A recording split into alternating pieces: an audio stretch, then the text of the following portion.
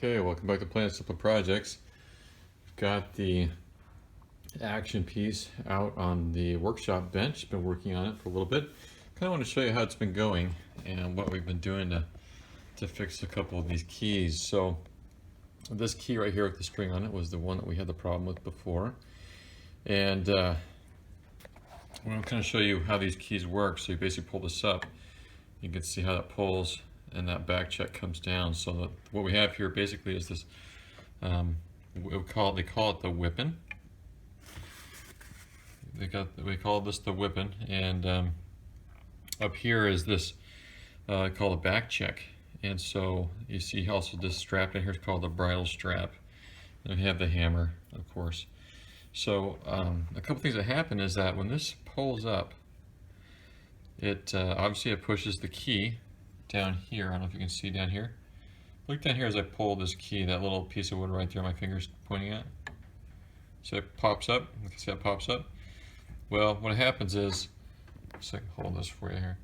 This piece pushes, see that right there?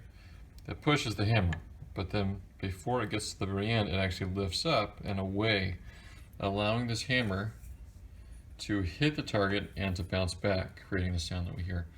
So the back check is actually what is this piece here that is up.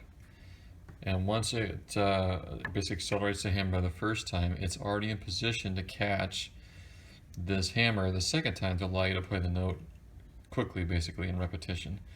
So as I was going through this trying to figure out what was wrong with this particular piece, I noticed everything was actually kind of in working order with this one that was broken here with this thing.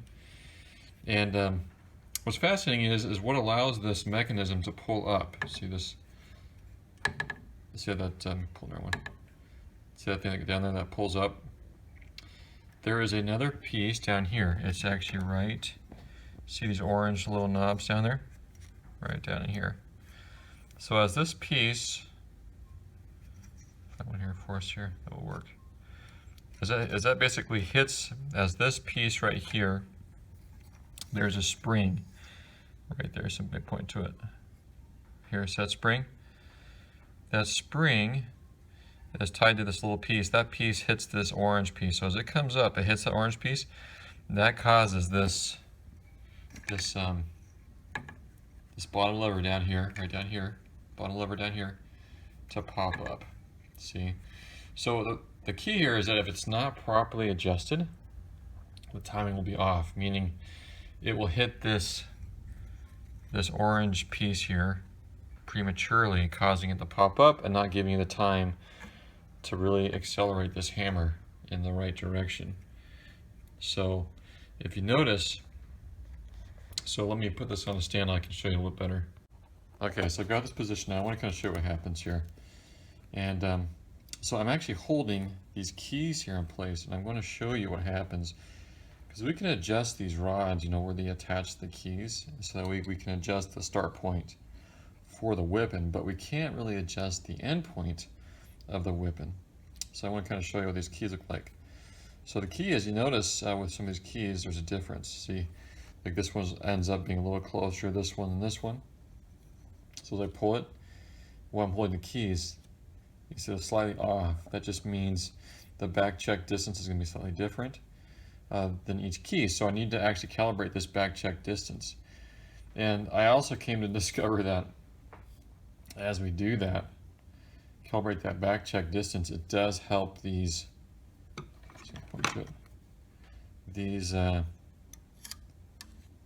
pieces here, these orange caps that tie to this end of this whipping, well, actually the end of the base here tied to the spring. It actually helps this hit at the right time. So the first thing is to really adjust this. On this particular one here, I did have to kind of create some additional space to help this hit this orange felt piece a little earlier. But what really needed was basically an adjustment of this particular back check. So like I said, the key for what I kind of discovered along the lines, I'm not a professional piano person by any means, but that as I basically held the keys, or the hammers, and pulled these wires up, I wanted to basically adjust these back checks that their stopping place was about the same. So in that sense, I'm calibrating all the back checks. There's some other videos out there that talk about actually make sure you twist these so that they hit these things straight on, that there's not any warp to it. And I mean, that's a high level of precision there. So for me, I'm just trying to get the distances between the back check and this stopper here to be about the same, which comes out to be, you know, a little bit more than a quarter of an inch, maybe a little bit more than a quarter of an inch, closer to between a quarter and a half inch. So that's why I try to adjust these. And the way that I adjust those is basically you hold the whipping down here while bending this.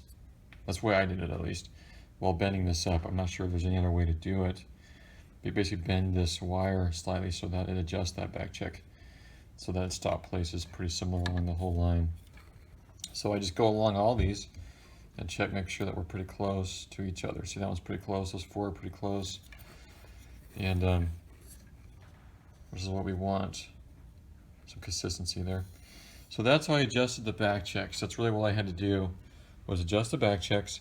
Like I said, the springs were fine. I did kind of take the spring out of this one down here. And I had to use some pretty small tools like this tool here to kind of get to that stuff. But I did remove the bridle strap from one of these to kind of allow it to splay out to give it access, and then reconnected that bridle strap.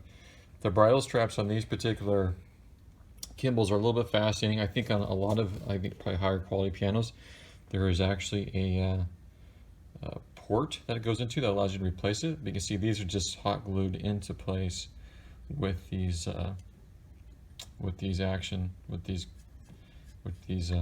mechanisms. You can see the dowel rod with it basically hot glued into place.